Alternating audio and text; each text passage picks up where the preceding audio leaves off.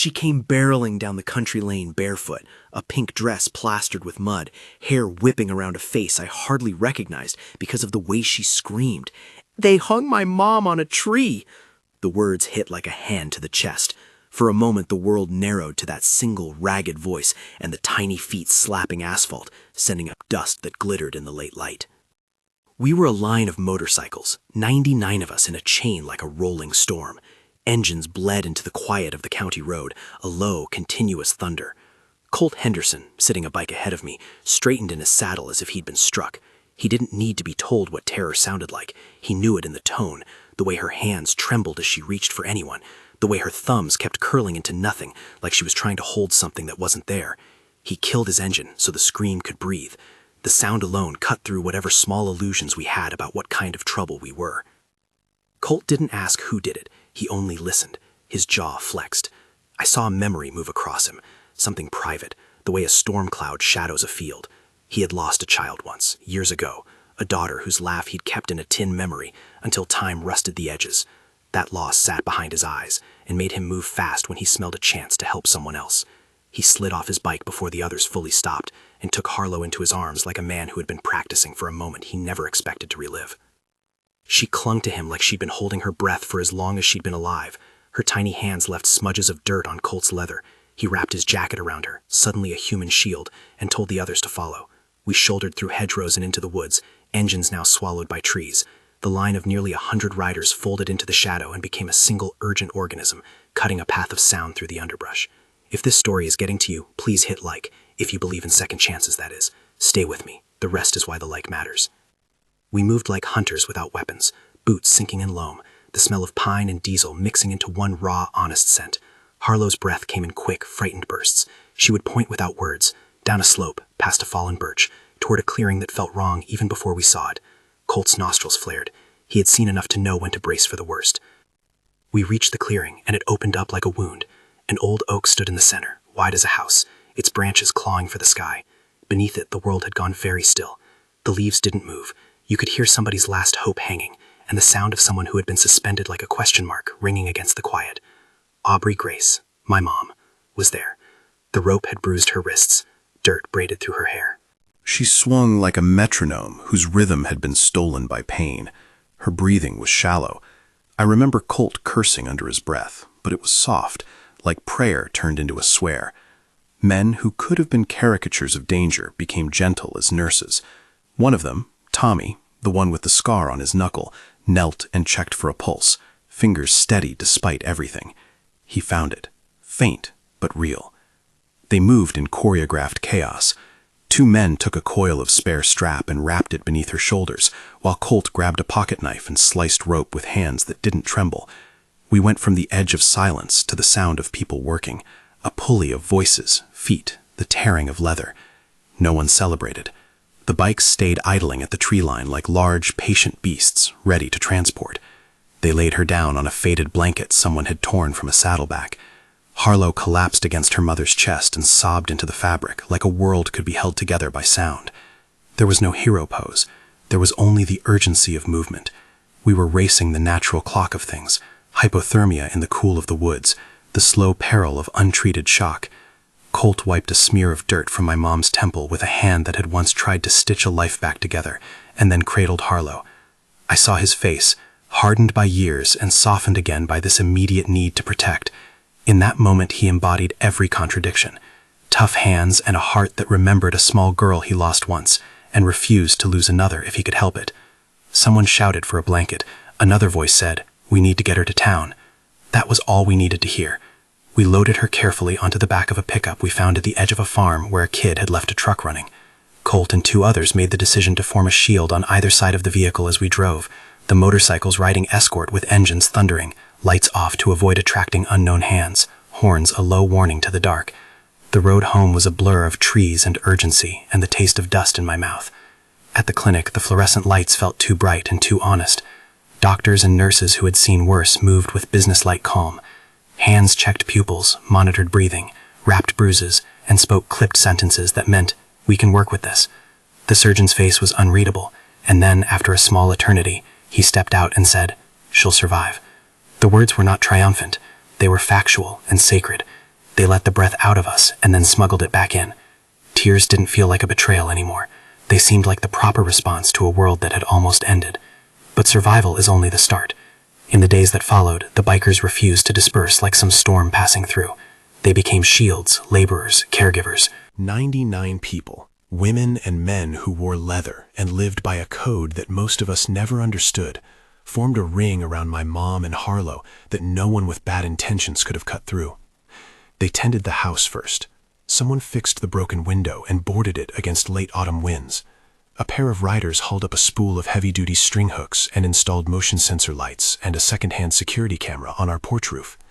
It made the house look ridiculous, like a guard tower on a suburban lot, but it also made it feel watched over, which was new and oddly comforting. They patched the fence, sealed the back steps, and from then on you would find a bike parked conspicuously at the curve in our lane whenever dusk arrived. They brought wood and canned goods. They brought coffee and a hot, steady presence on the nights when quiet stretched like an accusation. One of them, Maggie, who could fix an engine and make soup like she had been trained by saints, made sure Harlow had a favorite bowl to eat from when she wasn't ready for anything else. Another, an older guy named Sal, sat with my mom for hours, holding a flashlight while she slept in fits and starts, his voice an anchor as he read aloud from faraway newspapers, because silence can make the past louder. Colt did things no one expected. He began to come by almost every morning. He knelt to help Harlow build little forts of blankets and pretended to be a monster so she would giggle, and then scolded himself playfully when she beat him at tail-tugging. He used his leather vest as a blanket the first night my mom came home from the clinic. She slept with it over her legs like it was a talisman.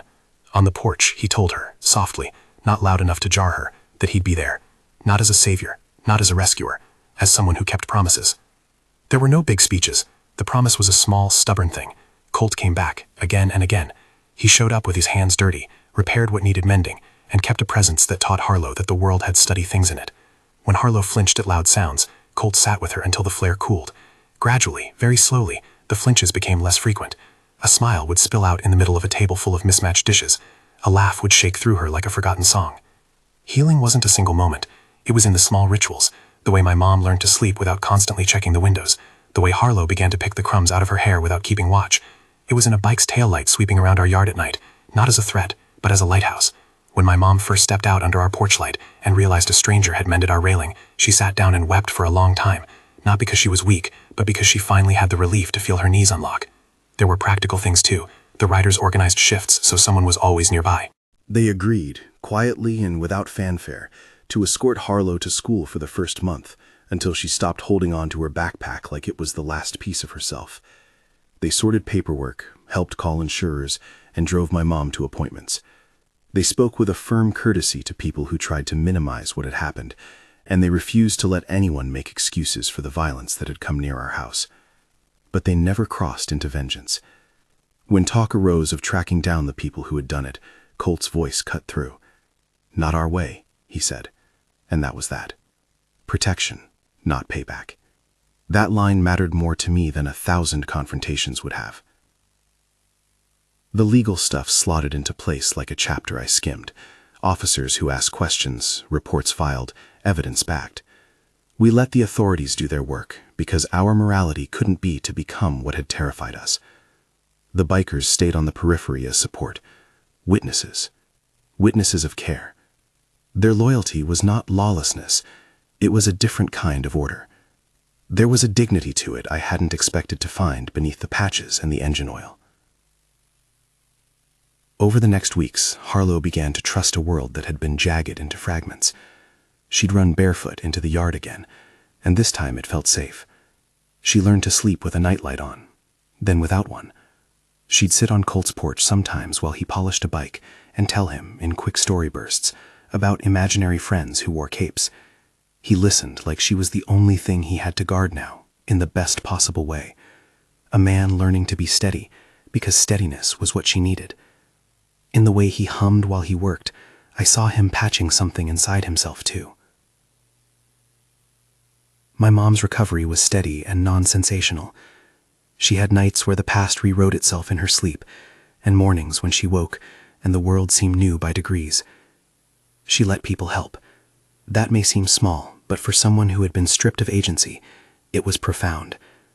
The wound closed physically in time. The harder thing, The wound in the mind and memory, closed in stitches of trust sewn by countless small actions. Hospitality offered without question, a porch light fixed with care, a hot meal placed on the table with no demand for gratitude. There were nights when we all sat on the stoop, my mom wrapped in a blanket, Harlow playing with a tin soldier, Colt with his head back and a tired smile, and the motorcycles lined the drive. Someone started playing a low radio, nothing fancy, just a station that sounded like normal life. It was absurd and ordinary at once. We let that normality seep in like light.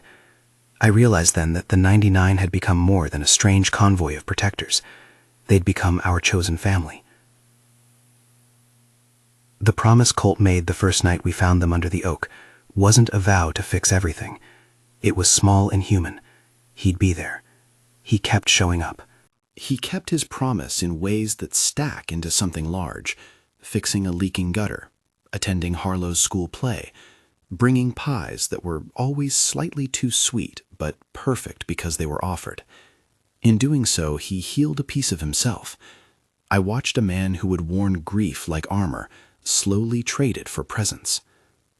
Sometimes people ask me what saved my mom. They want a single answer, a bullet point, a headline. The truth feels messy and warm. It wasn't just the blood in this story, nor only the speed of 99 engines. It was a little girl's voice that refused to accept silence. It was a man who remembered loss and answered anyway. And it was a community that showed up and stayed. It was the accumulation of small mercies. A bandage changed, a porch light installed, a hand to hold through a bad dream. All of them together made the difference between a life ending and a life continued. I think about Harlow sometimes, now that she can run without the world collapsing into a tremor. She still keeps a photograph in a lopsided frame of Colt with grease on his hands and a ridiculous grin. He teases her about it, and she shoves him, and then collapses into a laugh that feels like a bell in a cathedral. My mom, Aubrey, keeps a chipped coffee mug Colt brought her the first week he slept in his truck outside our place. The mug says, "Stay," hand-painted by someone who'd learned how to make the word into an action. People always want endings neat. This one refuses to be a single tidy bow. There are scars we don't show, nights we sometimes fear, days when a shadow crosses Harlow's face and my mom's hand goes to where the bruise was. But there is also a house that has been patched up in 100 small ways, and a road that, if you drive past at dusk, will show the glint of chrome lined up like silent sentinels. There is a man who will answer the phone at 2 in the morning if we need a ride or a voice to steady us. The little girl and 99 bikers did not perform a miracle that erased pain. They did something harder. They answered a scream as if it mattered, and then they kept answering. That kept my mom from being an idea on a tree and made her my mom again. If this story touched you, tell us below. What would you have done in Colt's place? Share this if you believe kindness can come from unexpected places.